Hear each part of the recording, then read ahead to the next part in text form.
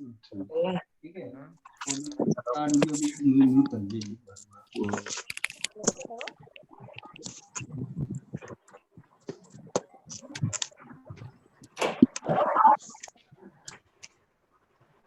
क्या बोलते वोट बनाओ हर बार क्या हैंड आउट कर देते अब दिमाग नहीं लगा वो पहले से बोलेगा भूल जाए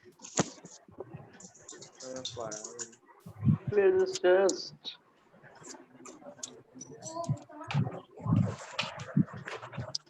लेकिन अब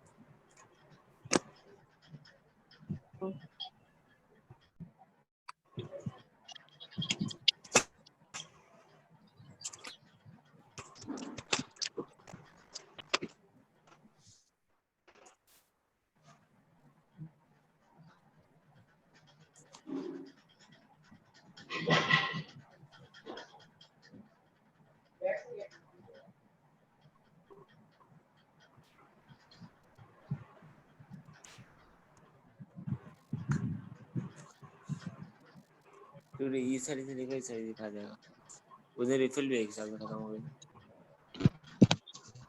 मैथ्स वाले सर का नाम क्या था?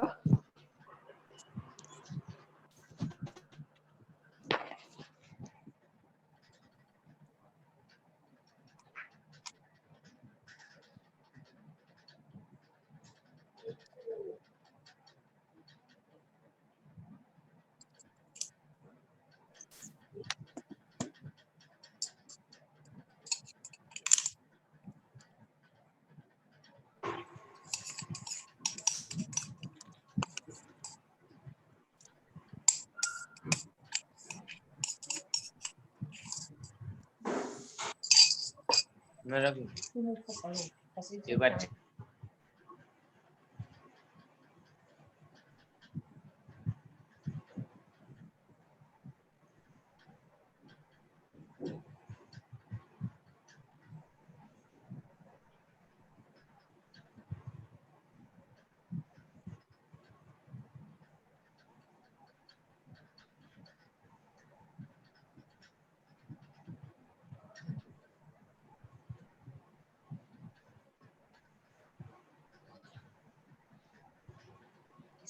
go back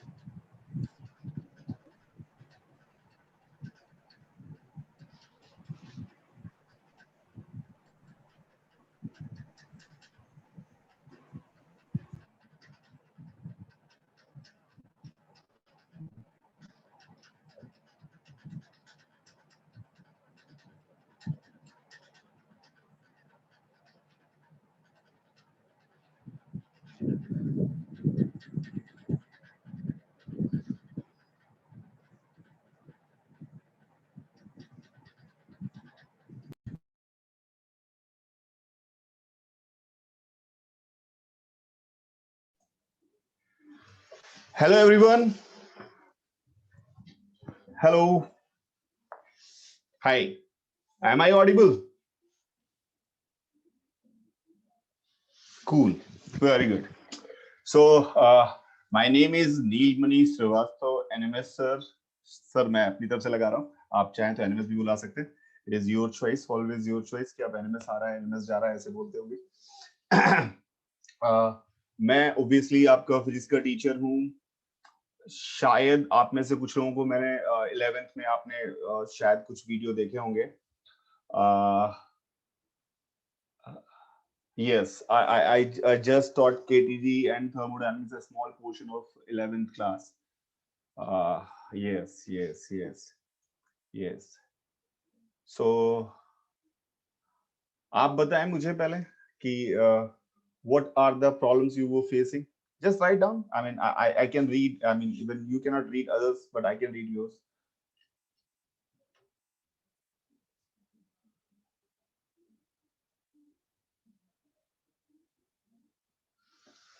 Okay. Okay.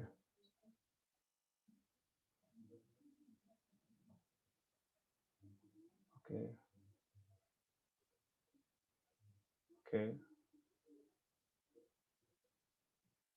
Okay. Okay. Okay. Okay.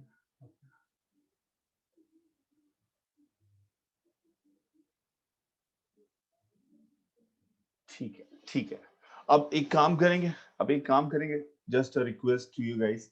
Stop writing anything now. I mean, stop writing anything now. Please. This is my request. Please. I mean, this is the first way to have a good bonding between us. अगर मैंने बोला है कि आप ना लिखें तो आप प्लीज मत लिखें.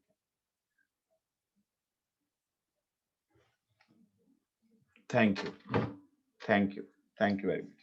अब देखिए मेरे बच्चों, अब हमें जो भी कहानी है जो 11th में हमें छूटा हुआ है वो हम धीरे धीरे, because we are going to be in touch for the complete year, तो अब ये आप मेरी रिस्पॉन्सिबिलिटी है. If you are my responsibility, I have to make you good in every part of the physics. This is my work, this is my job. मुझे वही करना है और मैं वो करने की पूरी कोशिश करूंगा जितना भी मैं कर पाऊंगा. ठीक है. मैं आपसे जो भी है अभी हम जो रेगुलर जो भी कोर्स का प्लान है उसके साथ चलेंगे, but along with that what will do, हम पुरानी चीजों को पुरानी चीजें जो भी हमारी छूटी हुई हैं या खराब हैं, हम ढंग से नहीं पढ़ पाए हैं या हमारे डाउट्स क्लियर नहीं हो पाए हैं, उन सारी चीजों को भी हम देखने की कोशिश करेंगे. But for that, because this is a very difficult mode of communication, this is a very difficult mode. Yes, Mohit, right? Tell me what you want to say.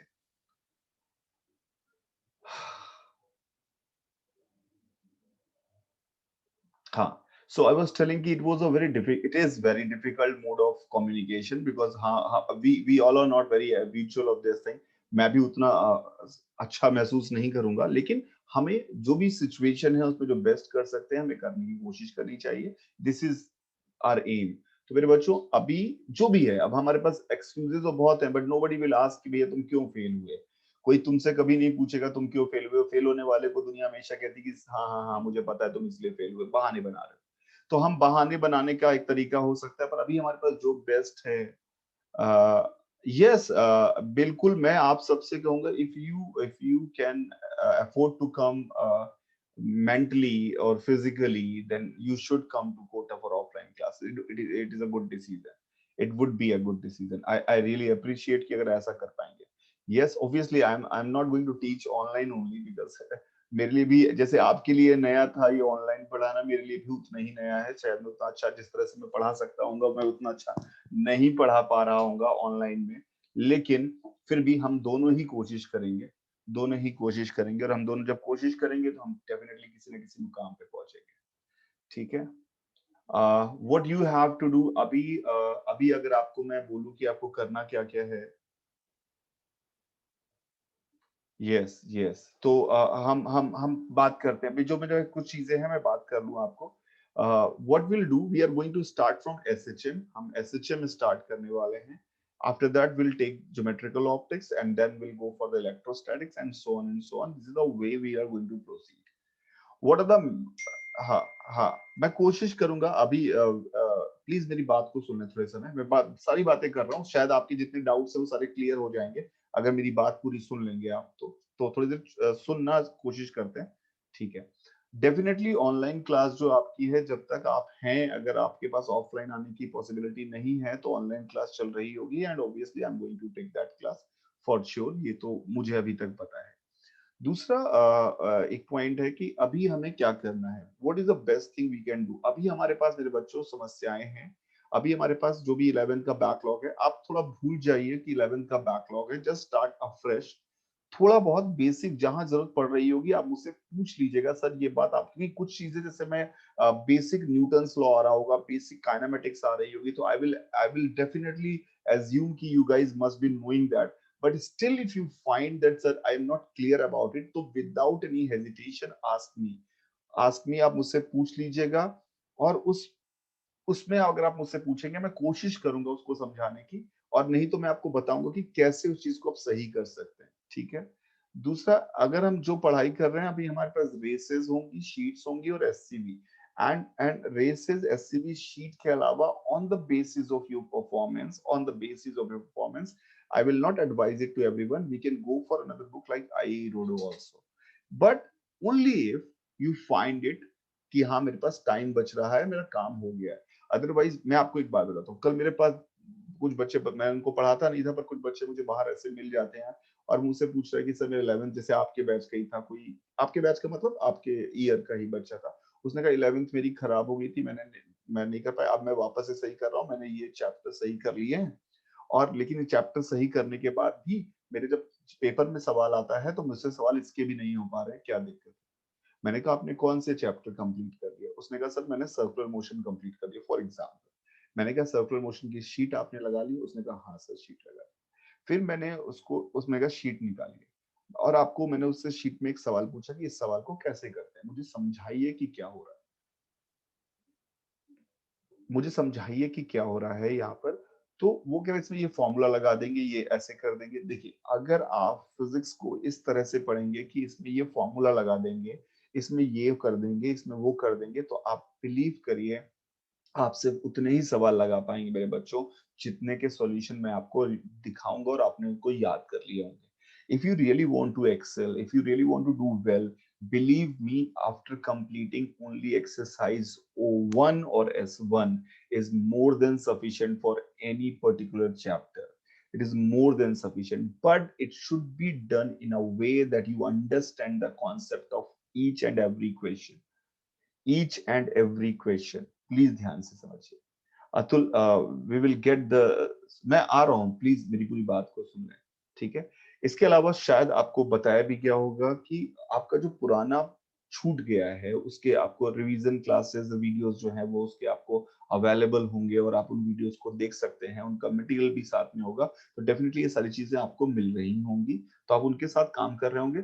But हाँ, आप प्लीज इस बात को समझिए, आपके सिलेक्शन की सिर्फ और सिर्फ रिस्पॉन्सिबिलिटी आपकी है. आप चाहे इसको भी मजाक में ले लें, 2 महीने बाद सीरियस हो, 2 महीने बाद आपको मेरी बात समझ में आ जाएगी, लेकिन एक बात बहुत इंपॉर्टेंट है कि आप इस चीज को ध्यान रखिए कि आपके सिलेक्शन की जिम्मेदारी आपकी है. मेरे सिलेक्शन की जिम्मेदारी जब मैं पढ़ता था सिर्फ मेरी थी. मैं किसी को ब्लेम करता कि तुम्हारी वजह से नहीं हो पाया, तुम्हारी वजह से हो पाया, इसका कुछ भी नहीं है। मैं ना आपसे कहूंगा कि मेरी वजह से आपका सिलेक्शन हुआ है, मैं ऐसा भी नहीं कहने वाला अगर आपका होगा, और ना मैं कहूंगा कि मेरी वजह से आपका नहीं हुआ है। दोनों में आप ही रिस्पॉन्सिबल हैं। तो please be selfish in your life if you want to excel in your life. Selfish in the positive sense. I doesn't mean कि भैया तुमने सेल्फिश करना है तो दूसरा जो दोस्त एग्जाम दे रहा है उसका उसका पैर तोड़ दिया और उसका पेपर फाड़ दिया, ऐसा कुछ भी नहीं करना। ठीक है, आपको सिर्फ क्या करना है, आपको अपनी पढ़ाई में मुझे ये नहीं आता, मुझे सीखना पड़ेगा, कुछ भी कर लूं मैं सीख के रहूंगा, इतना सोच के चलेंगे मेरे बच्चों, तो हम डेफिनेटली अच्छे से एक्सेल कर पाएंगे। आज की क्लास सबसे ज्यादा इंपॉर्टेंट है क्योंकि पढ़ाने से ज्यादा इंपॉर्टेंट है आपको अलाइन करना मुझे अपने साथ। इसलिए प्लीज मेरी बात को ध्यान सुनिए। हो सकता है कि आपको लगा कि हाँ ठीक है, हर टीचर यही बोलता है, पर हर टीचर बोलता होगा पर शायद सबको जरूरत होती होगी इसलिए बोलता होगा, इसलिए मैं भी बोल रहा हूँ। तो ये कुछ बातें हैं जो आपको ध्यान रखनी कि यू लिख लीजिए कि आई एम, अपने रूम पे जहां पर भी आप हैं उस पे वहां पे एक पेपर चिपका दीजिए कि I am going to get selected by any mean, no excuses granted, कोई एक्सक्यूज नहीं माना जाएगा। आपने लिख दीजिए, मैं नहीं मानूंगा। अगर आप उसको रोज देखेंगे तो आप जबरदस्ती के एक्सक्यूज नहीं बनाएंगे कि इसकी वजह से नहीं हुआ, या ऑनलाइन की वजह से नहीं हुआ, या ऑफलाइन की वजह से नहीं हुआ, या मेरे घर में जब मैं पढ़ता था तो मेरे घर वाले परेशान करते थे, या फिर काम करने को बोलते थे, आवाजें होती थी, कोई टीवी चलाता था। I don't care about this and you should not care about this. You have to you have to believe in yourself कि भैया मैं हूं जो सिलेक्ट कराएगा मुझे, और मैं तो करा के रहूंगा या रहूंगी ऑब्वियसली, जो भी आपके ऊपर सूट करता हो कि मैं कराऊंगा या कराऊंगी अपना सिलेक्शन, ये हमारी रिस्पॉन्सिबिलिटी है। ठीक है, तो एसएचएम में अभी जैसे मैं आपको आज पढ़ाना स्टार्ट करने वाला हूं, तो सिंपल हार्मोनिक मोशन हम स्टार्ट करेंगे एसएचएम। एंड प्लीज उस केस में मैं आपकी कोई बात सुन नहीं रहा हूंगा। जब आप कोई डाउट होगा तो आप रेज द हैंड वाला सिचुएशन है, आप करके लिख दीजिएगा, तब मैं समझ जाऊंगा आपका क्या डाउट है। Otherwise I am not going to talk about कि क्या होने वाला है। अब दूसरी प्रोसेस, जैसे अभी हम स्क्रीन पर, अभी आज पहली एलन प्लस का पहला ये स्टेप है, तो हम स्क्रीन है नहीं, वी स्क्रीन पे लिखने की कोशिश कर रहे हैं। स्क्रीन पे लिखने का एक फायदा है कि आपको ये हैंडआउट इमीडिएटली मिल जाएगा, इमीडिएटली आपको ये हैंडआउट मिल जाएगा। हो सकता है कि मैं कोशिश करूंगा कि इफ, बिकॉज मुझे भी बैठ के पढ़ाने में उतना मजा नहीं आता, बिकॉज मेरी एनर्जी लेवल डाउन हो जाती है, मुझे मजा नहीं आता। मैं कोशिश करूंगा कि अगर ये पॉसिबल हो पाए तो हम जो सामने बोर्ड, जो कैमरा लगा के बोर्ड होता है, उसमें भी लाइव क्लास करने की कोशिश करें। सिमिलर होगी, पर मैं खड़ा हूंगा और आपको पूरा बोर्ड दिखाई दे रहा होगा, उसके साथ हम बात कर रहे होंगे। वो कोशिश करूंगा मैं कि हो पाए ऐसा तो करवा दें, ऐसा करवा दें। और आपको हैंडआउट्स, आपको लिखना का मन है तो लिखिए। लिखने से क्या फायदा होता है कि थोड़ा बहुत अगर आप खुद से सवाल सॉल्व करेंगे, लिखते रहेंगे, तो हमारे लिए, आपके लिए दिमाग में बैठना आसान होगा। अदरवाइज ये सारे हैंडआउट आपको वापस मिल जाएंगे। हैंडआउट एज इट इज, आपको जो भी मैं लिखूंगा पढ़ाऊंगा वो सारा का सारा हैंडआउट आपको मिल जाएगा। तो अगर हैंडआउट आपको मिल ही जाएगा तो आपको ऐसा लिखने की जरूरत नहीं है, बट फिर भी कुछ चीजें आप लिखते रहिए साथ में। एक कॉपी तो आप ऑनलाइन क्लास की बना लीजिए और एक अपने नोट्स की बनाइए प्रॉपर, जिसमें आप नोट्स प्रॉपरली बनाएं। और एक सबसे इंपॉर्टेंट चीज है, you have to, after every chapter you have to make short notes of that chapter. Short notes means a 2 page write up, जिसमें आपने उस चैप्टर में कैसे कैसे सवालों में क्या क्या करना था, कहाँ कहाँ क्या बात थी, वो सब सीखा है, उसको लिखने की बात करनी है। ठीक है, मेरी बात समझ में आ गया? Any more doubt, any more doubt if you have, I am very much.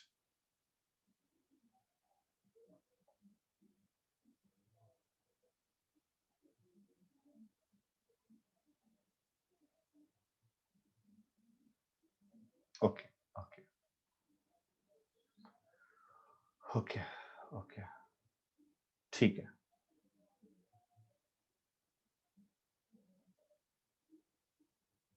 ठीक है। हाँ, ठीक है, अब मैं बोल रहा हूँ, मैं आपके क्वेश्चन से पढ़ लिए। आपका 11th वीक है, उसके बारे में मैंने बात कर ली है। सबसे पहली बात कि हैंडआउट आपको मिलेंगे, ये बात मेरे को क्लियर हो गई। मैकेनिक्स अभी मैं स्टार्ट नहीं कर रहा हूँ, बट ऑब्वियसली एसएचएम के साथ साथ जहां जहां मुझे लगेगा कि ये चीजें आपको आनी चाहिए वो मैं आपको पढ़ाता रहूंगा।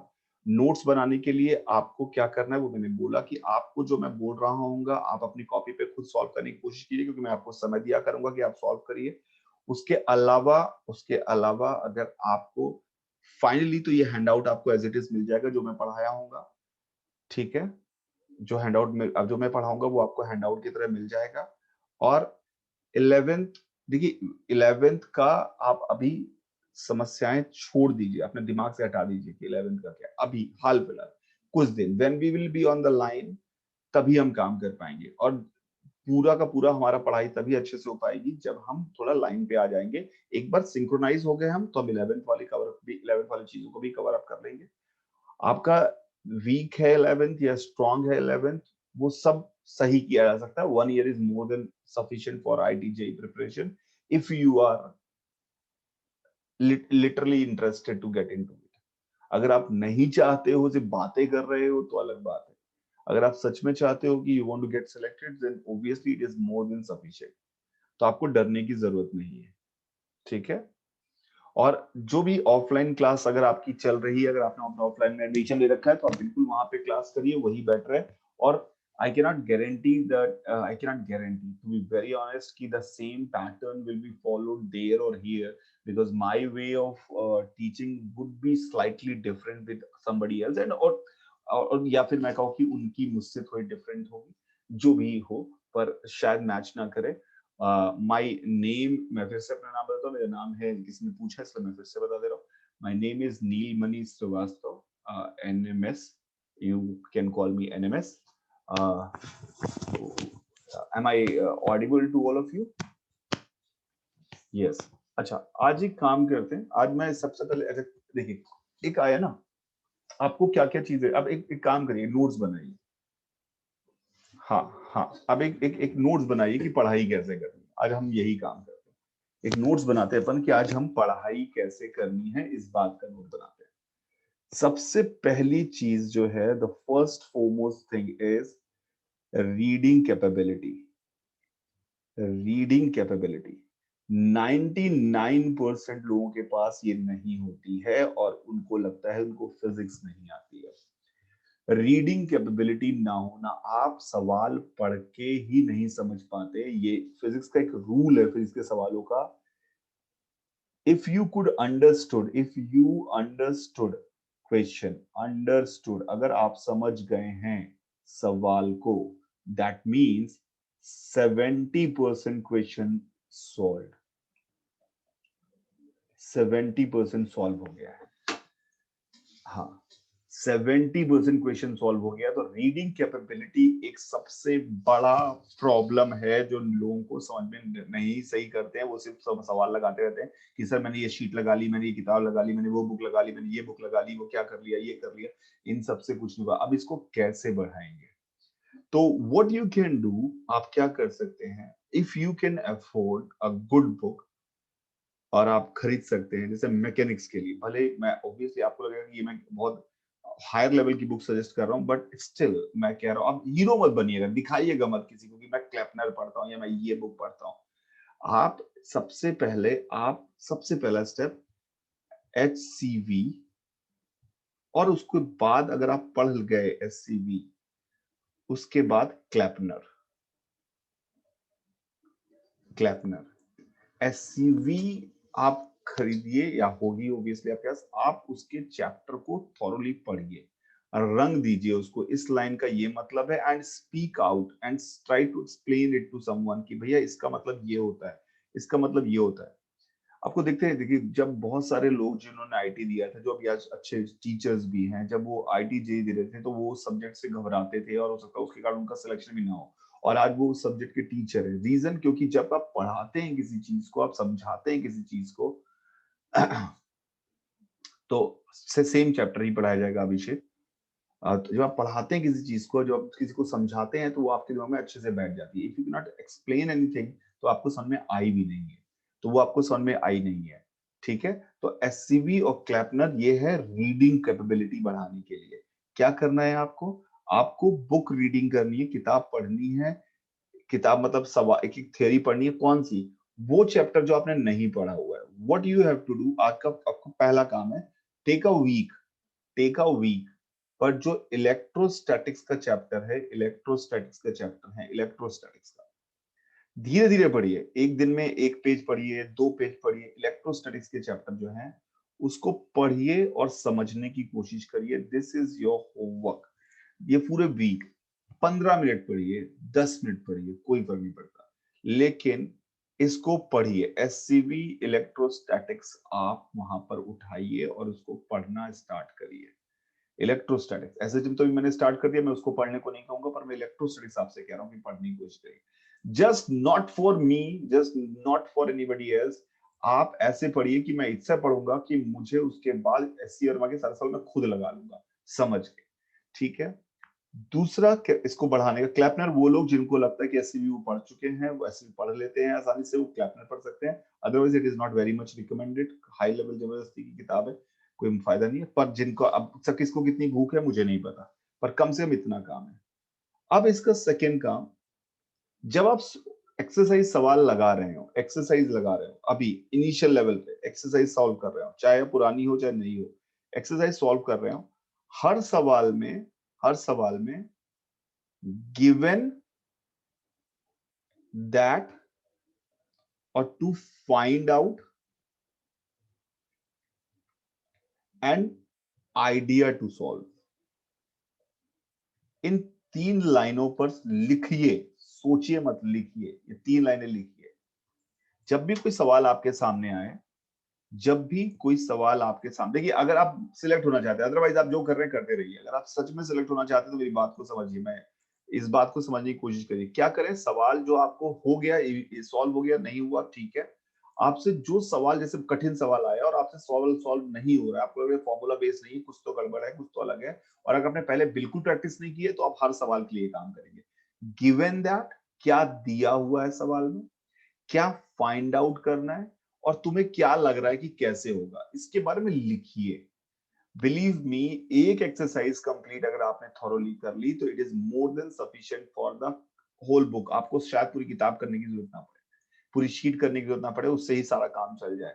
लोगों को लगता है कि यार मैं इस सवाल को लगा लूं, उस सवाल को लगा लूं, पर इससे अच्छा है कि आप इस बात को समझें कि बेसिक कॉन्सेप्ट आराम से समझ में आ सकते हैं। अगर एक एक्सरसाइज पूरी कर ली, क्या करना है आपको क्लियर है, given that, to find out, और आइडिया टू सॉल्व। मेरी बात समझ में आ रही? जब भी कोई सवाल आएगा, जब भी कोई सवाल आएगा, आप इसको इस तरह से करने की कोशिश करिए। आप 11th का कोई भी टॉपिक उठाकर उससे उठाइए। I won't recommend any other book, I won't say S L Arora, I won't say DC Pandey, I won't say any other book. सवाल सॉल्व करने के लिए जो भी ठीक है, पर पढ़ने के लिए एससीबी और क्लैपनर के अलावा मैं कोई बुक आपसे नहीं कहूंगा। उन्होंने शॉर्ट में कहानियां लिख रखी हैं कि भैया ये इस फॉर्मूले को लगाओ, वो आपको फॉर्मूला फीड करा के आंसर निकालना सिखाते हैं। एनसीईआरटी भी मैं अवॉइड करने को इनिशियल लेवल पे कहूंगा, क्योंकि एनसीईआरटी में काफी चीजें ओपन एंडेड है, पर हाँ एनसीईआरटी कहीं से मना नहीं है मेरी तरफ से। अवॉइड कर सके तो कर लीजिए, मना नहीं है। अंत में तो पढ़ने को कहूंगा जब मैं पढ़ा लूंगा, लेकिन उसमें कई चीजें ओपन है तो इसलिए उसकी बात नहीं करूंगा। तो इन एनसीईआरटी और एससीबी के अलावा तो कुछ भी, हाँ इन्होंने बोला, गौतम वाधवानी ने पूछा और शायद आप लोगों ने भी पूछा होगा, नहीं एलन शीट्स भी बाद में पढ़नी है, अभी जो मैंने कहा उतना पढ़िए, स्टार्टिंग कैपेबिलिटी, रीडिंग कैपेबिलिटी बढ़ाने के लिए, ठीक है। क्या आइडिया टू सॉल्व का क्या मतलब हुआ, आपको जैसे एक सिचुएशन दी गई कि यार ऐसा ऐसा हो रहा है, आपने कहा कि यार इसमें मैं ऐसे आइडिया था ना कि इसमें टी टेंशन, जैसे फॉर एग्जांपल एक पर्टिकुलर सवाल है, जैसे एक सवाल था, एक बोर्ड है, उस पे एक ब्लॉक रखा हुआ है और एक रस्सी से बंधा हुआ है और ये ओमेगा से घूम रहा है, पूछा जमीन से नॉर्मल रिएक्शन कितना लग रहा होगा, निकालो। जमीन से नॉर्मल रिएक्शन कितना लग रहा है निकालो। तो आपने कहा यार नॉर्मल जमीन से निकालना है, तो आपने कहा यार वर्टिकल में इसके ऊपर नेट फोर्स बैलेंस है, तो एक इक्वेशन वहां से आ जाएगी, वर्टिकल में फोर्स बैलेंस है और हॉरिजॉन्टल में इसके पास एक एक्सेलरेशन है, तो टेंशन की कंपोनेंट करके ऐसा करने पर काम चल जाएगा। तो this is the idea which comes in your mind, this is the idea which comes in your mind कि when you see a question, idea solution क्या होगा, कैसा सॉल्व करना है, ये चीज है आइडिया टू सॉल्व। एक दो लाइनें लिख दो, एक दो लाइनें लिख दो, स्टार्ट में जरूरी है, थोड़े समय बाद ये सब लिखने की जरूरत नहीं होगी, सब दिमाग में अपने आप चलेगा। थोड़ा लेकिन प्रैक्टिस करना पड़ेगा, ट्रेन करना पड़ेगा दिमाग को। दिमाग इज द सबसे लेथार्जिक ऑर्गन है ह्यूमन बॉडी का, उसको ट्रेन करना पड़ेगा हमें। ट्रेन ऐसे करना पड़ेगा, भैया ये करना ही है, हर सवाल में तुम्हें ऐसे ही सोचना है, given that to find out, given that to find out, और what is the way to solve. सोचो इसके बारे में, दिमाग को मजबूर करो। दिमाग को फ्री छोड़ोगे वो हमेशा आसान रास्ता ढूंढता है कि भैया एक्सक्यूज बनाओ आगे बढ़ो। एक्सक्यूज बनाओ, आगे बढ़ो, मुझे कोई फर्क नहीं पड़ता कि क्या कौन क्या कर रहा है। ठीक है मेरी बात? पक्का क्लियर है यहाँ तक? से यस और no? Is it clear? Good good good, very good, very good. तो रीडिंग कैपेबिलिटी बढ़ाने का तरीका मैंने आपको समझा दिया क्या है। ठीक है, दूसरा रूल जो हमारे पास है, कोई सवाल जो आपसे बहुत सोचने के बाद नहीं हुआ है, नहीं हुआ है और आपने पूछा है, फिर किसी को समझ में आया है, उस सवालों को some questions must be solved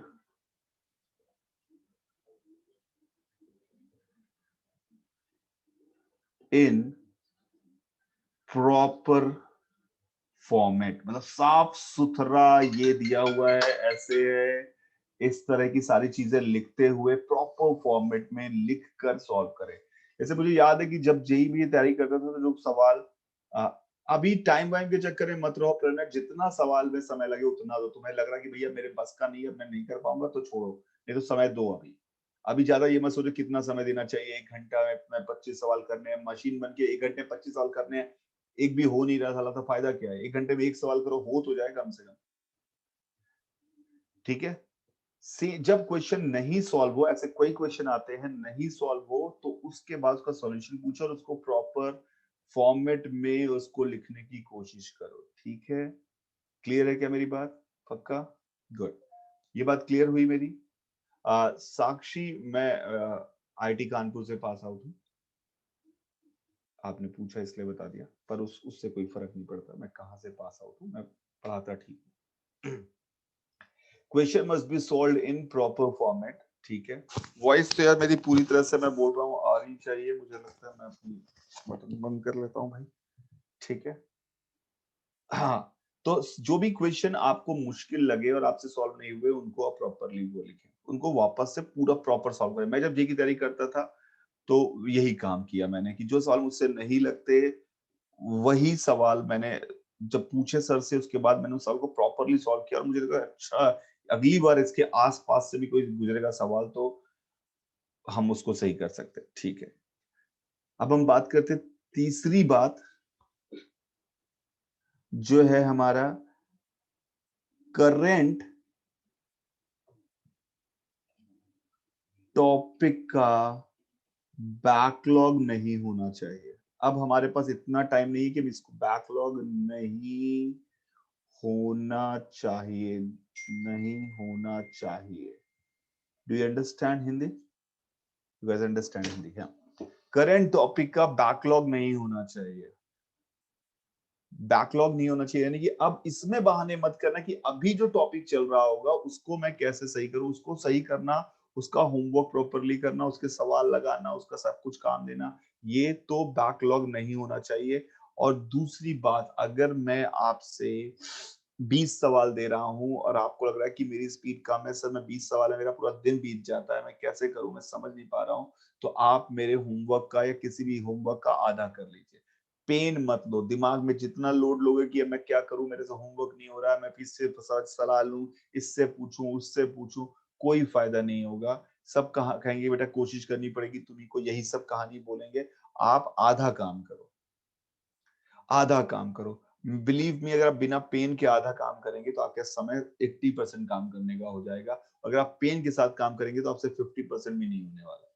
तो आप इस बात का पेन मत लीजिए, आप सोचिए कि मैं 50% ही काम करूंगा, होमवर्क मैं इतना ही कर लूंगा, वो बहुत है, लेकिन खुद से सवाल लगाऊंगा। ठीक है, ठीक है। चौथा, डोंट, ये सबसे इंपॉर्टेंट है आपके लिए, डोंट डिस्कस, पेन चलना बंद हो गया, डोंट डिस्कस स्ट्रेटजीज ऑफ पढ़ाई, स्ट्रेटजीज ऑफ पढ़ाई। ये एक बहुत बड़ा प्रॉब्लम है यार लाइफ का। सर कैसे पढ़ें, कितने घंटे पढ़ें, क्या करें, कितने बजे सोना चाहिए हमको, कितने बजे उठना चाहिए, एक अच्छे मेरे को ऑल इंडिया रैंक 1 चाहिए, मैं क्या करूं, मुझे ऑल इंडिया रैंक 2 चाहिए, मैं क्या करूं। बकवास मत करो, सबसे पहली बात जाके पढ़ाई करो। मतलब is there is no need to discuss all these thing यार, मतलब क्यों बातें करनी है इतनी ज्यादा, क्यों बातें करनी है? तुम्हें पता है ना कि मुझे काम दिया गया कंप्लीट करना है यार, मैं इसका 50% कर पा रहा हूँ तो 50% कंप्लीट करना है। तो दिस इज अ वे कि the best plan is don't make any plan यार, मतलब कोई प्लान बनाने की जरूरत नहीं कि मैं सुबह उठ के 4 बजे उठ के पढ़ूंगा, रात में पढ़ना चाहिए सर सही होता है, कि सुबह पढ़ना चाहिए सर सही होता है। आप जब जेई की तैयारी करते थे तो आप क्या करते थे? टाइम, हम मेरा इंटरव्यू थोड़ी लेने आए हो बे, मेरी लाइफ से तुम्हें क्या फर्क पड़ता है? You are here to make yourself selected मेरे बच्चों, ना कि आप इसलिए कि आप एनएमएस सर को सिलेक्ट करें। एनएमएस सर को सिलेक्ट करवाने नहीं आए हैं आप खुद का सिलेक्शन कराने आए हैं। तो please don't discuss this strategies to any of the teacher.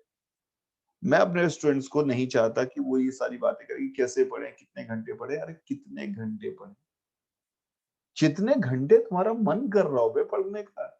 जब तुम्हें जबरदस्ती है कि तुम 10 घंटे ही पढ़ोगे तो कुछ कर थोड़ी पाओगे। और 3 घंटे अगर मन से पढ़ रहे होगे तो मोर देन सफिशिएंट। जबरदस्ती में पिंच करके पढ़ो पढ़ो पढ़ो, वहीं पे बटाटे पड़े हैं कि भैया क्या करना है।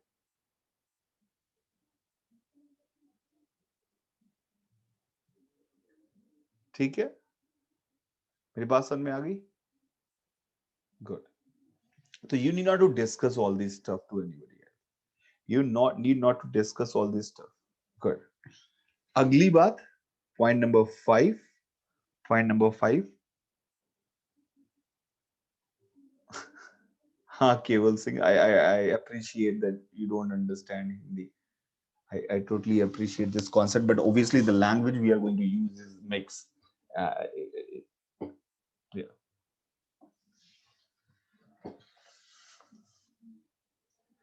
Yeah. ठीक है। अब हमें अगला पॉइंट क्या है? शॉर्ट नोट्स का। शॉर्ट नोट्स कैसे बनाने हैं करंट टॉपिक के लिए? शॉर्ट नोट्स में ऐसा नहीं कि आपको सब कुछ लिखना है, पूरी कहानी लिखनी है। Few formulas, few basic formulas, सारे फॉर्मूले नहीं दुनिया भर के कि ये फॉर्मूला वो फॉर्मूला, फ्यू बेसिक फॉर्मूलाज आपको लिखने हैं। ठीक है, some problem solving tricks, techniques, problem solving techniques, ये सबसे इंपॉर्टेंट चीज है। हम जबरदस्ती क्या करते हैं, शॉर्ट नोट्स के नाम पर हम सबकी समरी लिख देते हैं, चैप्टर की समरी लिख देते हैं। No, we don't need to write the summary of the chapter. हमें बेसिक फॉर्मूले जो है वो तो लिखने लिखने हैं। जब आप सवाल सॉल्व कर रहे थे तो आपने देखा सर ने कहा कि यार इस सवाल में इन्होंने ये अप्रोच लगाया। उन्होंने यार जब भी टाइम निकालना होता है ना, तो एसएचएम में हम इस तरह फेज डिफरेंस निकाल के टाइम निकालते हैं। तो आपने कहा ये बात है, मतलब मुद्दा ये कि जब भी टाइम निकालना होता है मुझे ऐसे सोचना है। जब भी किसी यहां से वहां जाने पर स्पीड निकालनी है, यहां से वहां जाने पर जगह पहुंच बदलने पर स्पीड निकालनी है, तो वर्क एनर्जी बार बार इस्तेमाल करता है ये आदमी। तो this is what you have, ये क्रक्स है पूरी पढ़ाई का। आपने कहा यार ये सोचते हैं, ऐसे सोचते हैं, बिकॉज ये जो डेवलप होगा आपके दिमाग में, ये जो आपको दिमाग में डेवलप होगा कि ऐसे सोचते हैं, वो हमारे काम की चीज है। ठीक है, आपको जो मिला है फॉर्मूला वॉर्मूला आपके पास लिखा हुआ है, वो तो बतेर लिख जाते हैं, मार्केट में मिल जाते हैं। पर कैसे सोचते हैं, जब भी लेंस का सवाल आएगा तो हमें ये करना होगा। सिल्वर्ड लेंस होगा तो उसमें ऐसे सोचते हैं। This a way to solve the question. Because देखिए जब भी सवाल दिमाग में हमारे सामने भी जब सवाल आता है तो we the idea comes out itself कि यार इस सवाल में इस तरह की बात की गई थी, इस तरह अप्रोच होनी चाहिए। ये अप्रोच आपके दिमाग में डेवलप होगी। थोड़े समय बाद हो सकता है शॉर्ट नोट्स में आपको इतना लिख देना पड़े, आपका दिमाग कहेगा अच्छा ऐसे ही सोचते तो मेरे को लिख क्यों रहे हो, तो दिमाग में ही कर लूंगा। Why you are making pain to my hand, hand को मेहनत क्यों करवा रहे हो, मुझे मेहनत करवाओ, मैं सोच लूंगा, मैं घर दिमाग में डाल लूंगा। और वो आपको कहेगा कि ऐसे ऐसे करो। तो ये शॉर्ट नोट्स में ये सबसे इंपॉर्टेंट चीज है कि सम प्रॉब्लम सॉल्विंग टेक्निक्स। फॉर्मूले तो लिखने ही है, पर ये सबसे इंपॉर्टेंट है कि प्रॉब्लम सॉल्विंग टेक्निक्स क्या क्या है। ठीक है, क्लियर है ये बात?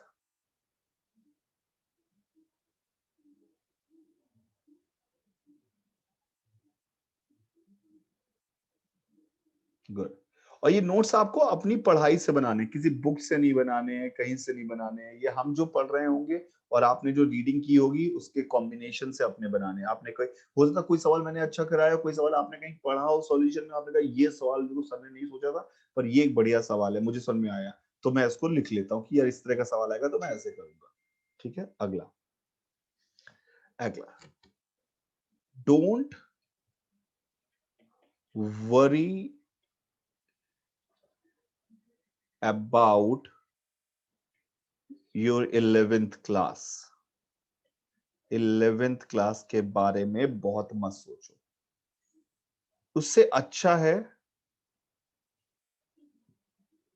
Start correcting it. जो भी आपकी लाइफ की समस्या है उसको सही करने की कोशिश करिए बिना सोचे डरे हुए। कैसे करेंगे? आप एक काम करिए, आपको स्टार्ट करते हैं, जैसे अगर मैं फिजिक्स के पॉइंट ऑफ व्यू से ही बात करूंगा, ऑब्वियसली मैकेनिक्स में मैं आपसे कह रहा हूं, मैकेनिक्स में आप एनएलएम, डब्ल्यूपीई 2 चैप्टर पहले अपने एकदम अच्छे करिए। एनएलएम एट डब्ल्यूपीई 2 चैप्टर आप पहले अपने अच्छे करिए, एनएलएम और डब्ल्यूपीई। अगर आपके ये अच्छे हैं, then you go for COM and then you go for rigid body dynamics, RBD. पर एनएलएम और वर्क पर एनर्जी अच्छा करिए। कैसे अच्छा करना है? Sheet theory, SCV theory, all solved example दोनों बुक्स के, और एक्सरसाइज O1 एंड S1। जब ये आपसे ना हो जो सवाल, उसके सॉल्यूशंस आप देखिए। ई सॉल्यूशन ऐप है आपका, ई सॉल्यूशन ऐप पर उसके सॉल्यूशन देखिए। उसके बाद भी आपको कोई दिक्कत आ रही है, WhatsApp me original exact point जो आपको दिक्कत है, एग्जैक्ट पॉइंट। ये नहीं कि ये सवाल बता दीजिए कि सर ये 4th सवाल बता दीजिए, ये नहीं कि सर ये 6 सवाल का आंसर, 6 सवाल का आंसर बता दीजिए कैसे निकालेंगे। एग्जैक्टली द पॉइंट की सर मैं इतना कोशिश करने का भी ये लाइन नहीं समझ पा रहा हूं कि सर ये क्या हुआ है, ये क्यों हो रहा है। ठीक है, ठीक है। My number will be in the group, you can see my number is there. ठीक है, ठीक। 11th क्लास की शीट्स आपको डेफिनेटली मुहैया कराई जाएंगी, अभी आपके बीपीएमएस पर और सारी जगहों पे आपको मिल जाएगा, और रिवीजन क्लासेस भी होंगी उसकी।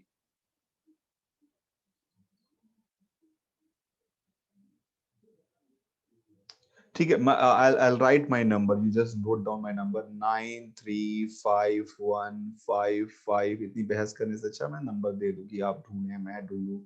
ये मेरा नंबर है। My name is NMS, full form is Nilmani Shrivastava, NMS। अच्छा, some new students are also there, so BPMS account will be there, वो आपको बता दिया जाएगा कि आपका एक अकाउंट है, शायद वो BPMS की जगह LN प्लस हो गया होगा, तो मुझे आपको इन्फॉर्मेशन हो जाएगी क्या है क्या चीज है। नहीं, 11th की शीट अभी तक मुझे जहां तक पता है वो पेपर बैक में तो नहीं मिलने वाली, वो आपको अभी ऑनलाइन ही मिलने वाली है जब तक आप यहाँ नहीं आ रहे हैं। ठीक है, ठीक है, मैंने अपना नंबर दे दिया। अब you can contact me in person WhatsApp, but जबरदस्ती के व्हाट्सएप नहीं करना, क्योंकि उसका कोई मतलब नहीं है कि अगर आप जबरदस्ती के व्हाट्सएप करेंगे, जबरदस्ती के व्हाट्सएप करेंगे तो मैं आंसर नहीं दे पाऊंगा उनका, फिर थोड़े समय बाद में फिर आंसर देना ही बंद कर दूंगा। Yes Arya, LN plus is available on PC, I hope. Yes.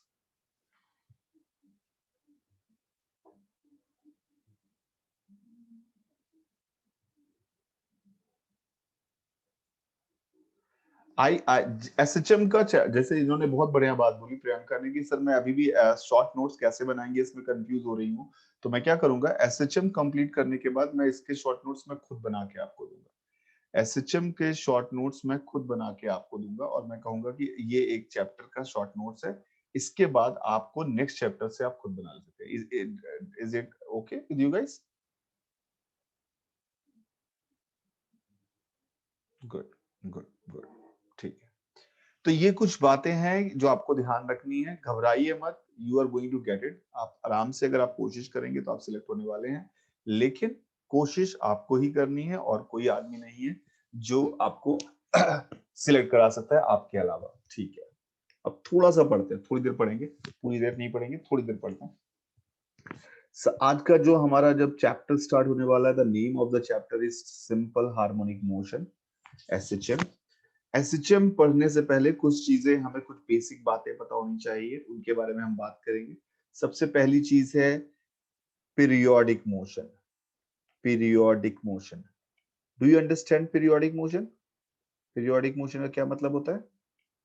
Periodic motion का क्या मतलब होता है? After SHM we'll start optics, that is a 12th class topic. हाँ, no, it is not to and fro. Repetition in regular interval, simple, बचपन से हम समझते आए, और periodic motion का मतलब होता है when a particle executes same motion, execute same motion, same motion मतलब exactly ditto same motion after fixed time intervals, fixed time interval, तो हम कहते हैं कि इसका मोशन पीरियोडिक। तो एक पार्टिकल अगर एक मोशन रिपीट कर रहा है, वापस से वही रिपीट कर रहा है, सेम मोशन रिपीट कर रहा है, और एक फिक्स टाइम इंटरवल के बाद, हो सकता है कि सेम मोशन रिपीट कर रहा हो पर अलग अलग टाइम के बाद रिपीट कर रहा, तो वो पीरियोडिक नहीं है। सेम मोशन रिपीट कर रहा हो, अलग अलग टाइम के बाद रिपीट कर रहा हो, तो ऐसा जरूरी पीरियोडिक नहीं है। कैसा हो सकता है, कैसा हो सकता है कि सेम मोशन रिपीट कर रहे हो और टाइम अलग अलग हो बार बार? ऐसा हो सकता है क्या कि सेम मोशन रिपीट करें और टाइम अलग अलग हो सकता है। जैसे मान लो, जैसे ये एक दीवार है, वॉल नंबर 1 और ये वॉल नंबर 2, आप यहां पर खड़े हैं और आप यहां से यहां गए धीरे धीरे धीरे धीरे, फिर आप यहां से आए यहां आए, वापस धीरे धीरे, अगले राउंड में आप तेज गए, अगले राउंड में आप बहुत धीरे गए, अगले राउंड में आप बहुत तेज गए, तो आप सेम ही लाइन पर मोशन रिपीट कर रहे हैं, बट फिक्स टाइम इंटरवल के बाद रिपीट नहीं कर रहे हैं, अलग अलग टाइम के बाद रिपीट कर रहे हैं। तो आपका ये मोशन जो है वो पीरियोडिक नहीं है, पीरियोडिक नहीं है। मेरी बात समझ में आ रही है? या motion is not periodic at all. आप फिक्स टाइम इंटरवल के बाद सेम मोशन रिपीट नहीं कर रहे हैं। और वैसे अगर कहा जाए तो it is also a kind of situation कि सेम, जैसे सर्कुलर मोशन में जैसे किसी एग्जांपल दिया, वो भी एक अच्छा एग्जांपल है।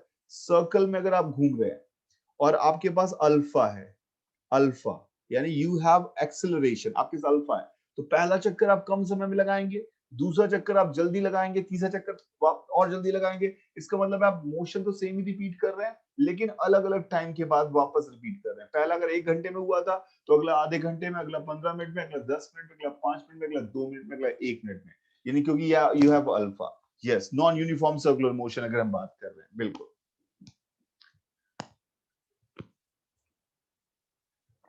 हाँ, अगर आप अगर आपने एक ही चीज अगर वापस से रिपीट हो रही है, सब कुछ वही, सेम टाइम सेम जगह सब कुछ रिपीट हो रहा है, तब हम कहते हैं उसका मोशन पीरियोडिक है।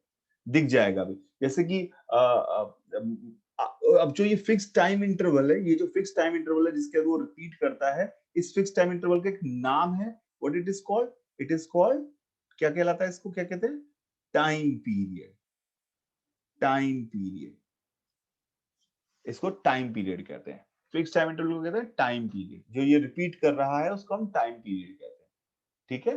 तो टाइम पीरियड, जैसे कि आप मुझे बताइए कि क्लॉक में आर हैंड का, आर हैंड जो हमारे पास है उसका टाइम पीरियड कितना होता है? क्लॉक में आर हैंड जो घूम रहा होता है वो पीरियोडिक मोशन तो है ही है। टाइम पीरियड कितना होता है? टाइम पीरियड कितना होता है?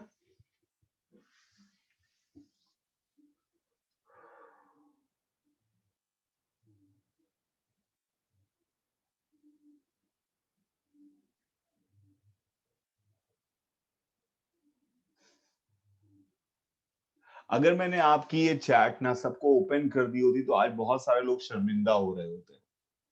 आप बताइए, आप सालों से बचपन से कह रहे हो कि घड़ी में आपको देख रहे हैं, आपको ये नहीं पता कि एक पूरा चक्कर लगाने में आर हैंड कितना समय लेता है। कुछ लोग ले रहे हैं 60 मिनट। अबे 60 मिनट में 12 बजे 12 से 1 पर आएगी तब 60 मिनट हो जाएंगे आर हैंड। आपको खुद शर्मिंदा होते कि यार मैं क्या बकवास आंसर दे रहा था, मैं क्या बकवास आंसर दिया मैंने।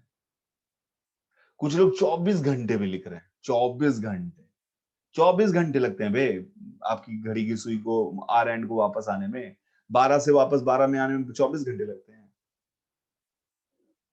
1 मिनट, ये तो भगवान ही मालिक है इनके, 1 minute. So obviously hour hand का टाइम पीरियड अगर हम बात करें तो time period of hour hand जो होता है वो होता है 12 आवर्स, जो बहुत सारे बच्चों ने सही भी बोला है ऑब्वियसली 12 आवर्स। पर ये कोई बात थोड़ी हुई बे कि तुम्हें 12 आवर्स के लिए मैं इसको कुछ सिखाने वाली चीज है थोड़ी। अच्छा मुझे बताओ, मिनट हैंड का कितना? वैसे पूछना नहीं चाहिए था पर फिर भी पूछ ले रहा हूँ क्योंकि मुझे डर लग गया आपसे। मिनट हैंड का 60 मिनट्स, 60 मिनट्स। परफेक्ट, परफेक्ट, ठीक है, 60 मिनट्स। ठीक है, तो ये यू अंडरस्टैंड कि जो चीज वो रिपीट कर रहा है, जिस टाइम के बाद वो रिपीट कर रहा है, उसको हमने क्या नाम दिया?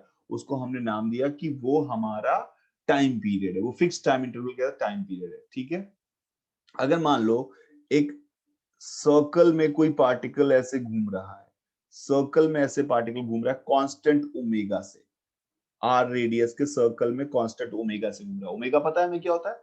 ओमेगा होता है angular speed, rate of change of angle. तो what is the time period? इसका टाइम पीरियड कितना हुआ? इसका टाइम पीरियड कितना हुआ? इसका टाइम पीरियड कितना हुआ? 2 pi by omega. Absolutely correct. तो बिकॉज ओमेगा हो गया radian travelled in unit time, तो 2 पाई एंगल घूमने में कितना समय लगेगा? तो 2 पाई बाई ओमेगा इसका टाइम पीरियड हो गया। अगर कोई सर्कुलर मोशन कर रहा है 2 pi by omega time period. अच्छा अगला में बताइएगा, टाइम पीरियड निकाल के बताइएगा अगला, ध्यान से बताइएगा, ध्यान से।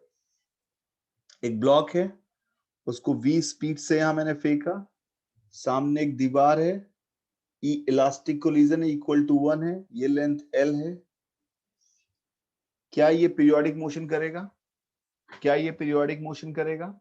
क्या ये पीरियोडिक मोशन करेगा? Yes. Find out the time period. इसका टाइम पीरियड क्या होगा? क्या होगा टाइम पीरियड इसका? कितना होगा इसका टाइम पीरियड? टाइम पीरियड कितना होगा? 12 बाई वी। प्रगति मिश्रा बिल्कुल सही। नो फ्रिक्शन, एकदम से जबरदस्ती कॉम्प्लिकेट मत करिए, जब नहीं दिया तो नहीं है। 12 बाई वी, बिल्कुल सही। तो इसका टाइम पीरियड हो जाएगा 12 by V. Can everybody see that the time period is 12 by V? Can everybody see that time period is 12 by V? Perfect. अगला बताइएगा, अगला बताइएगा, अगला बताइएगा। एक इंक्लाइन प्लेन है और एक ये दूसरा इंक्लाइन प्लेन है। यहाँ पर स्मूथनेस है, छोटा सा पार्ट है यहाँ पे, जो हमने ये वाला पार्ट है इसको स्मूथ कर रखा है ताकि जर्क ना लगे। यहां से एक पार्टिकल को छोड़ा, यहां से एक पार्टिकल को छोड़ा, ये एंगल θ1 है, ये एंगल θ2 है। जर्क नहीं है, देयर इज नो जर्क। ये हाइट h1 है, h1 है, ठीक है, ये हाइट h1 है, ये θ1 है, ये θ2 इतना दिया हुआ है।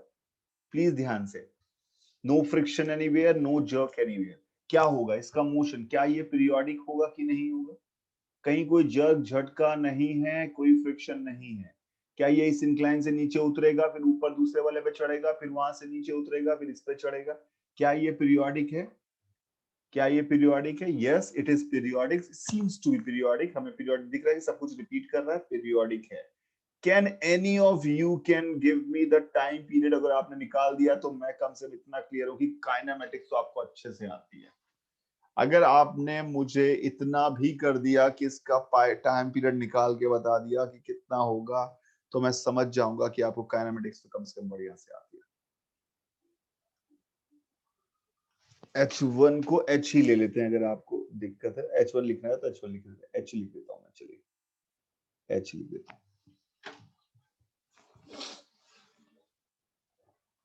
निकाल के बताइए, उसको बस ड्रॉप किया, वहां से H हाइट से छोड़ दिया गया, इधर से नीचे जाएगा, ऊपर से ऊपर जाएगा।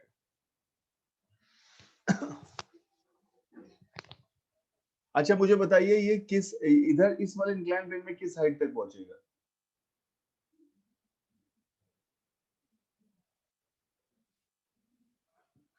एच हाइट तक पहुंचेगा। तो आपको तो वर्क एनर्जी थ्योरम भी आती है भाइयों, इतना क्या डरने की बात है। एच हाइट से फेंका गया, एच हाइट तक पहुंचेगा, तो इसका मतलब आपको पता there is no loss of energy. If no loss of energy, तो ऑब्वियसली वो वहां तक जाएगा। ठीक है, अब देखते हैं कि क्या है। अब जब मेरे बच्चों ये जब गिर रहा होगा तो it will be accelerated, it will be accelerated. ये इधर की तरफ एक्सेलरेट हो रहा होगा, और इसका एक्सेलरेशन मुझे उम्मीद है आप में से सबको पता होना चाहिए कि what is the acceleration, g sin theta 1। is it right? The acceleration is g sin theta 1। is it right? yes। And the distance जो इसने यहां से यहां चलेगा, डिस्टेंस जो यहां से यहां तक चलेगा, यहां से यहां तक डिस्टेंस चल रहा होगा इस जगह तक, ये वाली डिस्टेंस, ये वाली, ये डिस्टेंस होगी h कोसेक थीटा 1।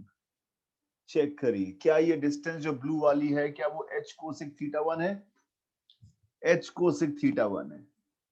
परफेक्ट। तो यहां से नीचे गिरने तक का टाइम तो हमें मिल गया, वो हम कैसे निकाल सकते हैं, s बराबर half a T square, because u 0 है। तो आया h cosec theta 1 is equal to half g sine theta 1 into T square. तो t ये नीचे गिरने का समय निकला अभी, ये हमारे पास आया under root 2h by G into cosec theta 1। पता नहीं सही है कि गलत है, चेक करिए। Under root 2h by ji cosec theta 1। Am I right? Please check करिए मेरी कैलकुलेशन गलत ना हो। Under root 2h by ji cosec theta 1, is it right? Right, perfect. Check करें सभी लोग, किसी की और पे भरोसा ना करें। Perfect, perfect, very good. तो under root 2h by ji cosec theta 1 आ गया। अब मैं कहूंगा भाइयों, यहां से यहां जाने का समय, क्योंकि हाइट h ही है, तो मैं कहूंगा यहां से यहां जाने के समय मैं दोबारा कैलकुलेशन थोड़ी करूंगा। तो अंश आपको समझ में नहीं आया? कोई बात नहीं, आई ट्राई इट अगेन। पहला सवाल है, इसमें दोबारा ट्राई करता हूँ, प्लीज ध्यान से देखिए। यहां से यहां गिरने में, यानी कि ये नीले वाले रास्ते पे चलने में, नीले वाले रास्ते पे चलने में उसको डिस्टेंस चलनी है h कोसेक थीटा 1 और एक्सेलरेशन है g साइन थीटा 1।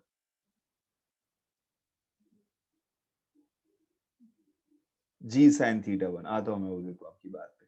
तो ऑब्वियसली यहां से यहां चलने में उसको जो समय लगा, वो मैंने s बराबर ut plus half a T square लगाया, u 0 था, तो मैंने s बराबर हाफ एटी स्क्वायर लगाया, और उससे हमारा आंसर आ गया। अब जब ये यहां से यहां का टाइम मिल गया, अब ये ऊपर चढ़ेगा, तो पहली बात वो सेम हाइट h तक चढ़ेगा। क्यों? h कोसेक थीटा 1 कैसे आया?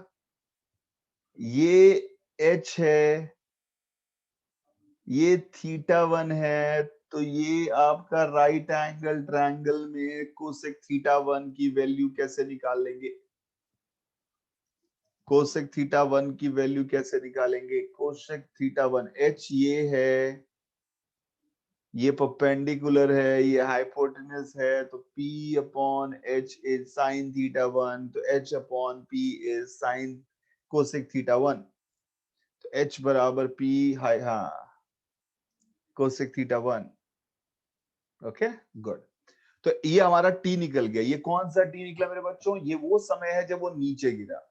अब हमें पता है कि अगर कोई लॉस ऑफ एनर्जी नहीं है, तो जिस हाइट से ग्रेविटी के अंदर जिस हाइट से हमने छोड़ा, वो वापस उसी हाइट तक जाएगा, क्योंकि लॉस ऑफ एनर्जी नहीं है। तो जितना ऊपर से रास्ता कैसा भी घुमा फिरा हो गया हो, यहाँ पर रास्ता ऐसा ऐसा ऐसा ऐसा ऐसा ऐसा ऐसा भी होता, कोई लॉस नहीं है, तो जिस हाइट से हम छोड़ेंगे, ये हमेशा घूमते फिरते उसी हाइट तक जाएगा, उसी हाइट तक जाएगा, बिकॉज वहां पे लॉस नहीं है। कोसेक कैसे आया ऋतिक? मैंने अभी बताया कोसेक कैसे आया। तो आपको दिखना चाहिए था कि इस राइट एंगल ट्रायंगल में मैंने h और p by h is equal to cosec theta 1 लिखा मेरे बच्चे।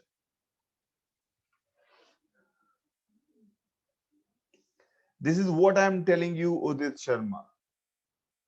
यस,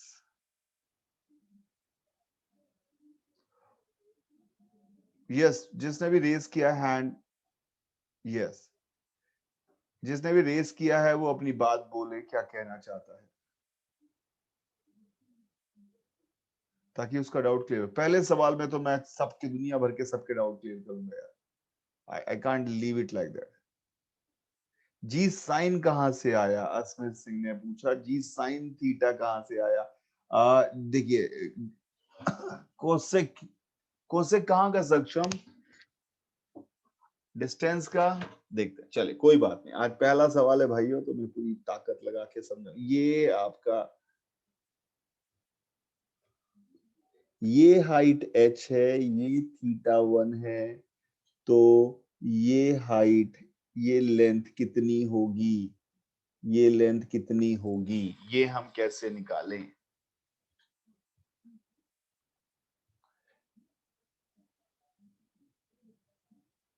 जिसका कोसेक,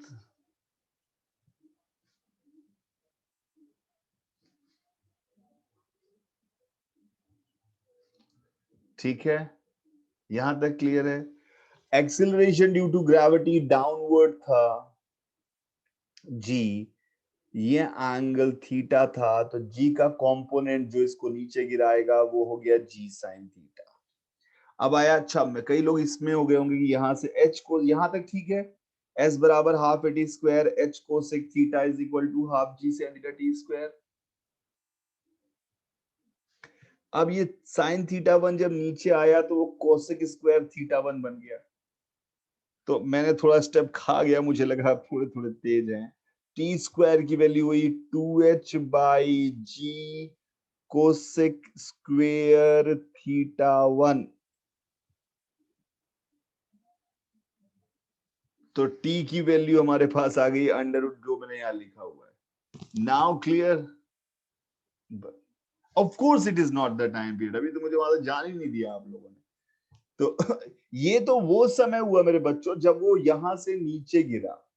अब मैंने कहा जब ये नीचे गिरने में समय उतना लगा, तो कांस्टेंट एक्सेलरेशन में जितना समय एक तरफ का है, वापस उसी रास्ते में उतना ही समय लगता है, कि सब कुछ वही रिपीट हो रही है। तो वापस जब ये लौट के, यानी ऐसे गया, देखिए इसका स्टेप क्या है। ये समय हमारा टी नॉट याद रहेगा आपको, मैं अगले पेज पे जा रहा हूँ, टी नॉट याद रहेगा आपको। अगले पेज पे मैं आया, मैंने कहा ये ऐसे था, ये ऐसे था, ये ऐसे था, ये थीटा 1 और ये थीटा 2।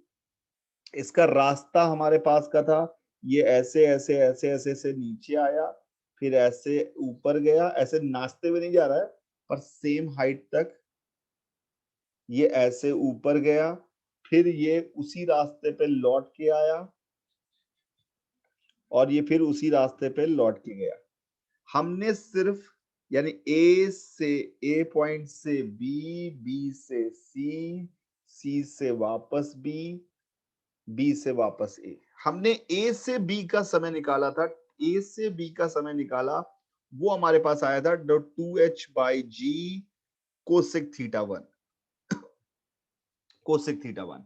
अब मैंने कहा ए से बी में जितना समय लगा है, लौटते समय जब वो ग्रीन वाले पाथ में बी से ए जा रहा होगा, तो उसको सेम समय लगेगा, क्योंकि कांस्टेंट एक्सेलरेशन में जब कोई चीज मूव करती है, कांस्टेंट एक्सेलरेशन कोई चीज मूव करती है, तो ऑब्वियसली आने का समय और जाने का समय बराबर होगा, क्योंकि एक ही जैसे फोर्स लग रहा है, तो जैसे स्पीड बढ़ी होगी वैसे स्पीड घटेगी, सेम समय आएगा।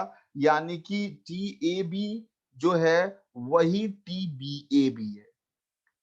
क्या ये बात समझ में आई? T A B is T B A, क्या ये बात समझ में आई आपको? गुड। अब मैंने कहा कि सर बीसी और सीबी भी तो निकालना है। मैंने कहा बीसी और सीबी की मैथ्स बिल्कुल वैसी होगी। देखिए जहां पे थीटा 1 लिखा था वहां थीटा 2 होगा, तो यानी T B C will be equal to T C B. और फॉर्मूला निकालने के लिए मुझे मेहनत दोबारा करने की जरूरत नहीं है, क्योंकि मैंने कहा कि सब कुछ तो सेम ही कैलकुलेशन है। जहां थीटा 1 था वहां थीटा 2 है, यानी कोसेक थीटा 2। बाकी क्या फर्क पड़ा, सब कुछ वही है। तो हमारा आंसर ऑफ टाइम पीरियड इस सवाल का, ये अच्छा सवाल में काउंट होता, पर है एकदम घटिया, समझे अगर तो ध्यान से। तो आ गया 2 टाइम्स अंडर रूट, दोनों को जोड़, चारों टाइम को जोड़ दिया, 2 times under root 2h by ji cosec theta 1 plus cosec theta 2। चेक करें ये समय सही है कि गलत है। एकदम सिंपल क्वेश्चन है, बिल्कुल एकदम सिंपल।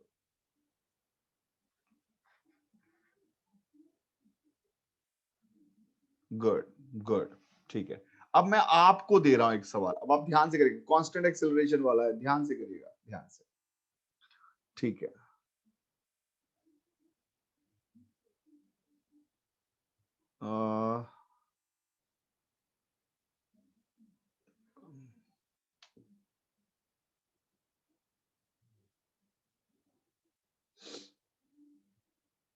ये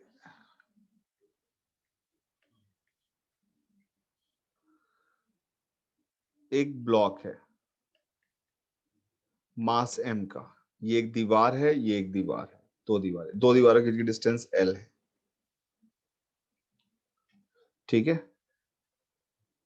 इधर हवा चल रही है, एयर गिव्स कांस्टेंट फोर्स, इधर की दिशा में जिधर चल रही है उधर गिव्स कांस्टेंट फोर्स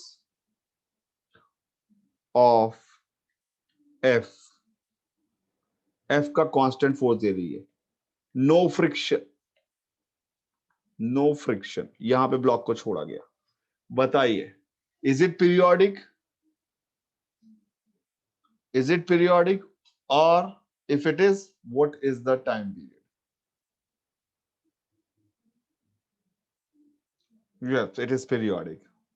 टकराएगा फिर लौट के आएगा। जल्दी से मुझे टाइम पीरियड बताएं, आसान सवाल है एकदम।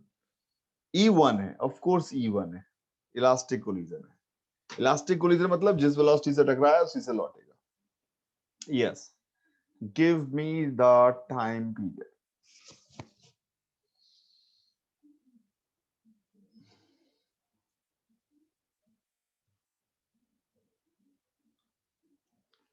Give me the time period.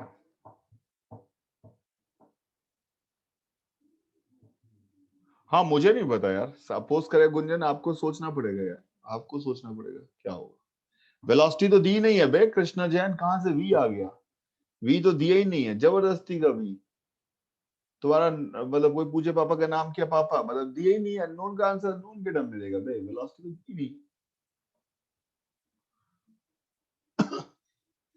क्या इधर, क्या आपको दिख रहा है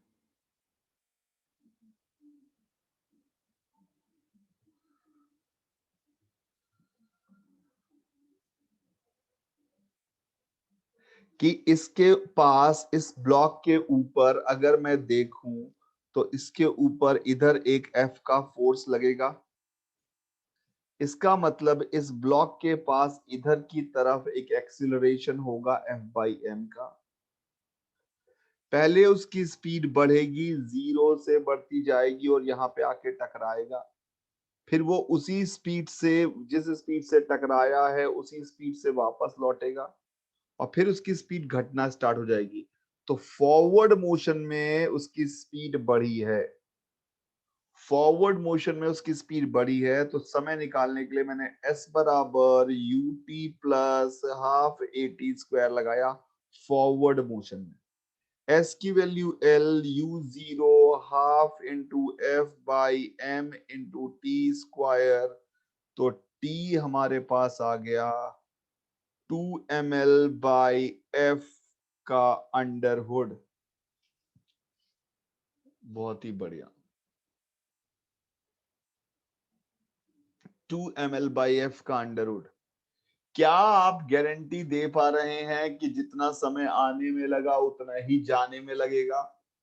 backward will have same time, of course backward will have same time, because 0 से v करने में जितना समय लगा कांस्टेंट एक्सेलरेशन को, उसी सेम एक्सेलरेशन को रिटार्ड जब वो कर रहा होगा तो v से 0 करने में, वहां रोकने में उतना ही समय लगेगा। तो t backward will be t forward, तो time period of this question becomes 2 times under root 2 ml/f, 2 times,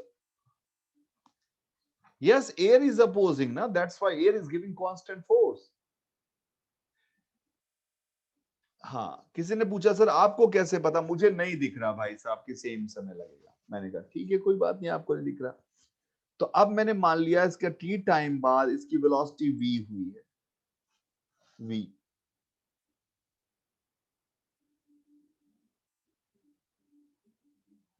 backward में एयर नहीं है पर एयर फोर्स तो लगा रही होगी ना, एयर ये थोड़ी कि तुम फॉरवर्ड जाओगे तभी वाई यू इज 0। छोड़ा था ना बेटा अमन, इसलिए यू इज 0, वहां से छोड़ा था। क्लियर?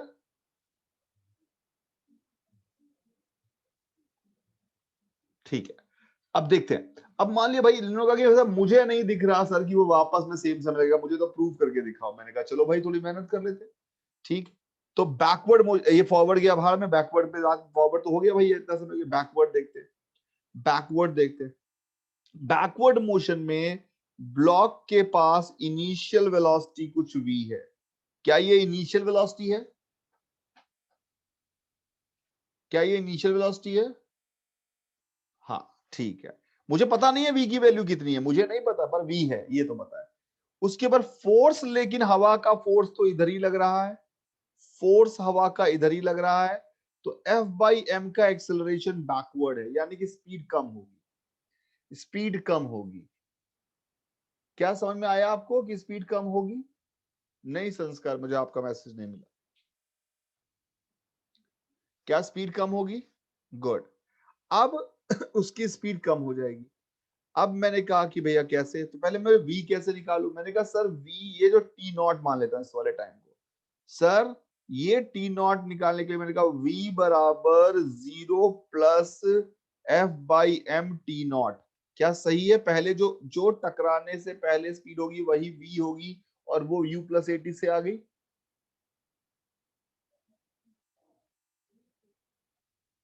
आता हूं मैं संस्कार आपकी बात पे, ठीक है। अब लौटते समय यही v है। अब ये फाइनल 0 कहां पर होगा, मैं देखता हूं कि जब वो रुकेगा तो कहां पर होगा। तो रुकने के लिए मैंने इस बार बैकवर्ड मोशन में इक्वेशन लगाई, v बराबर u प्लस 80। तो v बराबर u प्लस 80 में फाइनल वेलोसिटी बैकवर्ड मोशन की कितनी मानी मैंने? 0। इनिशियल वेलोसिटी कितनी मानी? v। एक्सेलरेशन रिटार्ड कर रहा है तो माइनस F/m इंटू टी। तो जैसे ही मेरा ये देखा, इस इक्वेशन को देखा और इस इक्वेशन को देखा, मैंने कहा सर ये तो t और t नॉट बराबर होंगे, बैकवर्ड मोशन में वही समय होगा जो फॉरवर्ड मोशन में था। जैसे रेट इंक्रीज करने का था, बिल्कुल सही बात मोहित राय ने लिखी, जैसे रेट इंक्रीज करने का था स्पीड, वैसे ही घटाने का भी था। तो अगर मैं ग्राफ भी बनाऊं मेरे बच्चों, तो जितना ये बढ़ा स्पीड, अगर उसी रेट से घट रहा है, उसी स्लोप से घटेगा, तो डेफिनेटली ये टाइम और ये टाइम बराबर होगा ना बे, बढ़ने का समय और घटने का समय।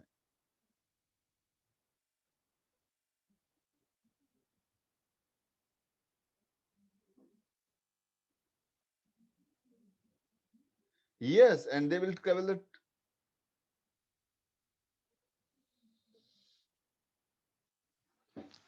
yes.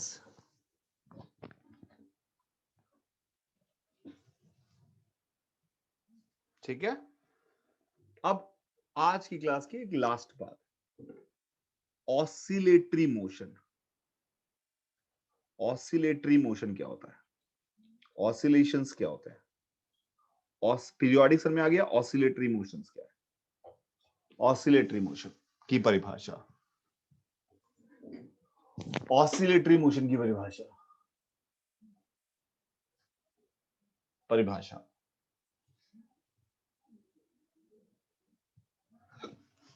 ऑसिलेटरी मोशन की सिर्फ और सिर्फ एक परिभाषा है जो मेजॉरिटी और जनता ने बिल्कुल सही लिखी है, to and fro. To and fro यानी कहीं से लौट के आना चाहिए, टू एंड फ्रो, इसके अलावा कुछ भी नहीं। ना कोई मीन पोजीशन, ना कोई फिक्स टाइम इंटरवल, कुछ भी नहीं Priyanka. To and fro is the only definition, आगे पीछे। टू एंड फ्रो का मतलब हुआ कि आगे गया और पीछे आया, यानी कि टर्निंग पॉइंट्स होने चाहिए।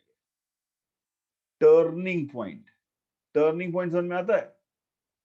टर्निंग पॉइंट होनी चाहिए, यानी कि कुछ जगहों पर, उस जगह पर वेलोसिटी 0 होनी चाहिए। To and fro, as simple है। कहीं जाए, वापस लौटे, उसी रास्ते पे फिर पहुंच के यहां से वापस लौटे। To and fro. तो ये इंपॉर्टेंट पॉइंट है, जहां से वापस लौटे, इनको कहते हैं एक्सट्रीम पॉइंट्स। यानी किसी भी टू एंड फ्रो में एक्सट्रीम पॉइंट्स तो होंगे ही होंगे। एक्सट्रीम पॉइंट बिल्कुल जरूरी नहीं है मीन पोजीशन में ही का, बिल्कुल जरूरी नहीं है। अभी हम बात करेंगे इन सारी चीजों की। एक्सट्रीम पॉइंट होने जरूरी है। क्लियर है? सिंपल परिभाषा, एकदम किताबी नहीं, एकदम बेसिक, जबरदस्ती कॉम्प्लिकेट नहीं करना है। टू एंड फ्रो, आगे जाके पीछे आए, आगे जाके पीछे आए। जैसे मान लो एक ये सर्कल बना हुआ है, सर्कल बना हुआ है, और एक बंदा क्या करता है, वो यहां से स्टार्ट करता है, यूं जाता है, और फिर वापस इसी पे आ जाता है। वापस इसी पे आ जाता है। ये कैसा मोशन हुआ? टू एंड फ्रो, रुक कर वापस आए, रुक कर वापस आए। लेकिन अगर कोई एक आदमी सर्कल में घूमता रहता है, तो ये रुक कर कभी वापस नहीं आया, रुक कर कभी वापस नहीं आया, ये आगे आगे बढ़ता जा रहा है। It is not oscillation, not oscillation.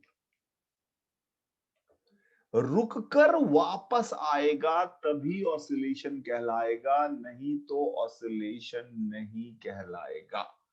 Oscillation के लिए सबसे, हाँ, इधर इस पर्टिकुलर सवाल में एक्सट्रीम पोजीशन सही, साक्षी आपने बिल्कुल सही बात बोली। Both extreme position are the same position. Extreme position होना जरूरी है, कहीं रुक कर वापस आए, टू एंड फ्रो, फिर कहीं तक जाए, फिर रुक कर वापस आए। Extreme position is the important चीज। I get my point? Mean position है उसी एक्सट्रीम, मतलब जिस पाथ पे गया उसी पाथ पे लौट के आए। To and fro, to and fro, बिल्कुल ऐसा नहीं है कि उसको सेम डिस्टेंस वापस समझिए। रुके ना, रुक कर लौटना उस रास्ते में जरूरी है। ठीक है? रुक कर लौटना वापस जरूरी है। अब मैं दो बात बोल रहा हूं, ध्यान से सुनिएगा। दो conclusion. Number one, every periodic motion need not to be oscillatory. Is it right? Is it right?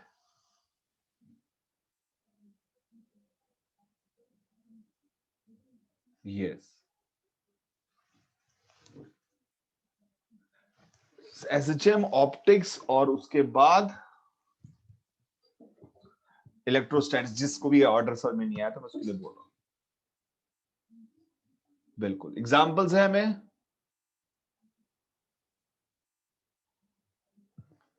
नहीं, कोई लौटे बस। मिहिका, मैंने ये नहीं कहा कि वहीं तक लौटे जहां से स्टार्ट किया था, ऐसा कुछ भी नहीं कह रहा हूं। मैं कह रहा हूं कि कहीं जाकर लौटे। Every periodic motion need not to be oscillatory. इसका एग्जांपल ऑब्वियसली आपको समझ आना चाहिए, अभी दिख गया था मैंने, सर्कुलर मोशन। कोई पार्टिकल सर्कल में लगातार घूम रहा है, इसी रास्ते से घूमता जा रहा है, घूमता जा रहा है, ऐसे घूम रहा है कांस्टेंट ओमेगा से, कांस्टेंट ओमेगा से। तो ये पीरियोडिक है। Clock is the best example. बिल्कुल, क्लॉक मतलब hour hand minute hand are example. Statement 2. Every oscillatory motion,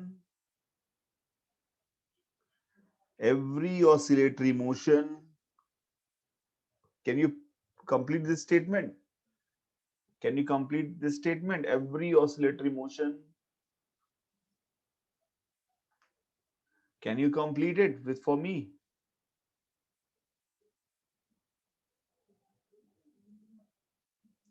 Need not to be periodic. Oscillatory है तो पीरियोडिक हो, पीरियोडिक है ऑसिलेटरी, वैसा कोई अलग अलग कहानी है बे, अलग अलग परिभाषाएं हैं। Every oscillatory motion need not to be periodic.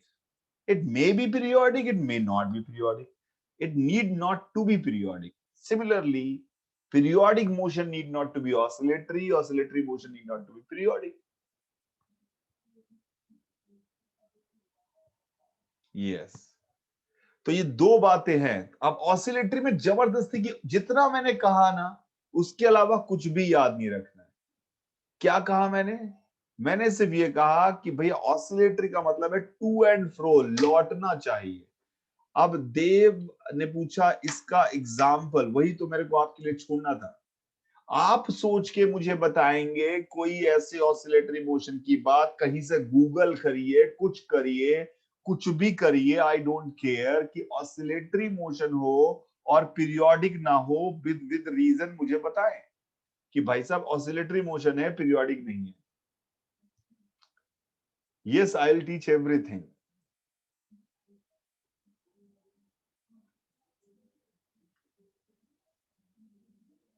No homework for today, मैंने आपको दे रखा है इलेक्ट्रोस्टैटिक्स वाला.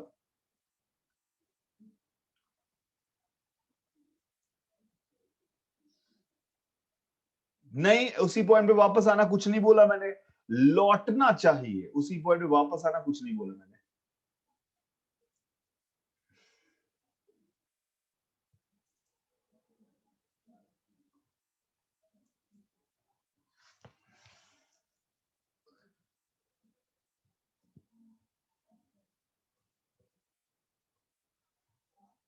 ऑसिलेटरी हो, पीरियोडिक ना हो, सोच के बताइएगा. हाँ, आप में से कई लोग सही भी लिख रहे हैं, ऐसा दिख रहा है मुझे. But still I really want कि आप अच्छा एग्जांपल, आप एक मैं दे रहा हूं एक एग्जांपल, मजा आएगा ना. और होमवर्क मैं ही दिया करूंगा आपको यहीं से, लेकिन उस होमवर्क जो दे रहा हूं वो दे ही रहा हूं आपको. सबसे इंपॉर्टेंट चीज है कि अभी आप इलेक्ट्रोस्टैटिक्स जो मैंने आपसे कहा पढ़ना स्टार्ट करिए, वो आप पढ़ना स्टार्ट करिए, उतना काम आप करिए. ठीक है, वो जो मैंने पहले समझाया था, मैं आपको हैंड आउट दे रहा हूँ, मैंने लिखा हुआ है कि इलेक्ट्रोस्टैटिक्स पढ़ना है आपको, एससीबीसी आपका पहला काम है. हाँ, तो वो पढ़ना स्टार्ट करिए, या फिर आपके समय तो अपना रिवीजन स्टार्ट करिए, वो भी मैंने आपको समझाया हुआ है. Do whatever you want. हाँ, ये क्लास के जो भी ये नोट्स हैं वो दैट वुड बी शेयर. ठीक है, आज की क्लास में अब यही खत्म कर रहा हूँ, बिकॉज आई कल से लेकिन बिना टाइम बर्बाद किए भाई साहब पढ़ाई होगी, सिर्फ बकवास नहीं होगी हमारी ये कि ये सब चल रहा है कि भैया अब क्या होगा क्या नहीं होगा. ठीक है, तो नेक्स्ट क्लास में से बात होने वाली खत्म. अब हम क्या करेंगे, हम सिर्फ और सिर्फ पढ़ाई करेंगे.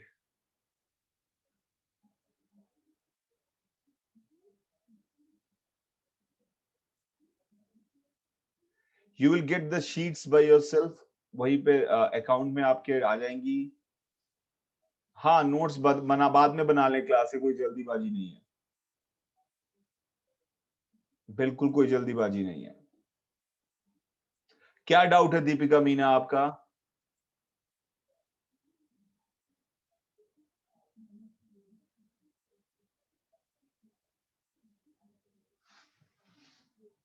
यूनिफॉर्म सर्कुलर मोशन ऑसिलेटरी कहां से? आज वाले नोट्स भी भेज दूंगा. नहीं, आज के नोट्स बनाने नहीं है आप, लेकिन पीरियोडिक और ऑसिलेटरी मोशन तो कम से कम लिख लीजिए.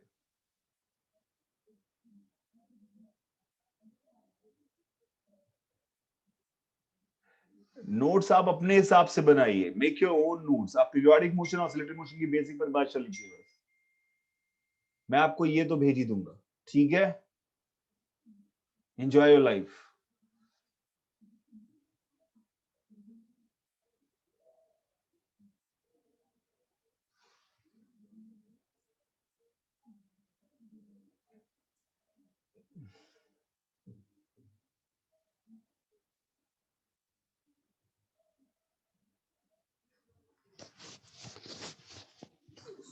आज जो बात करी पीरियोडिक और ऑसिलेटरी की परिभाषा, उसकी पर काम करिएगा, बाकी सारी चीजें हम बाद में बात करेंगे. ठीक है, enjoy your life. You have my number, you can talk to me. I'll answer only those questions which I find to be answerable.